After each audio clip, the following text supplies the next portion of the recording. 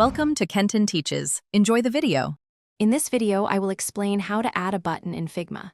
First, open your Figma file and select the rectangle tool. Draw a shape on your canvas to serve as the button's background.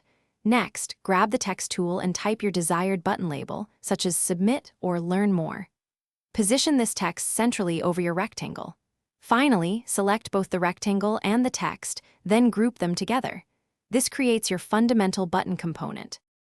Now, let's make your button visually appealing.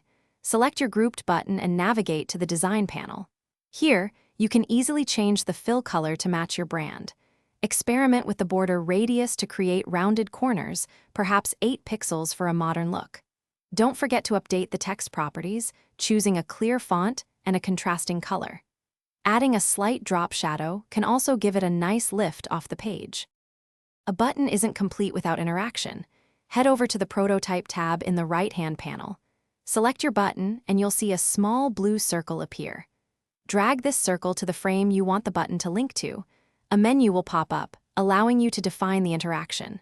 Select On-Click as the trigger and Navigate to as the action, then choose your destination frame. This makes your button functional. To truly master buttons, consider creating component variants for states like hover or pressed. This saves time and ensures consistency across your designs.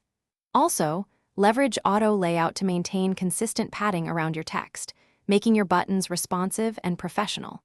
Remember to check the description for a book that can truly change how you think about money, as well as other great deals. Keep practicing these techniques to build stunning and functional interfaces. Thanks for watching. Please subscribe if this video was helpful.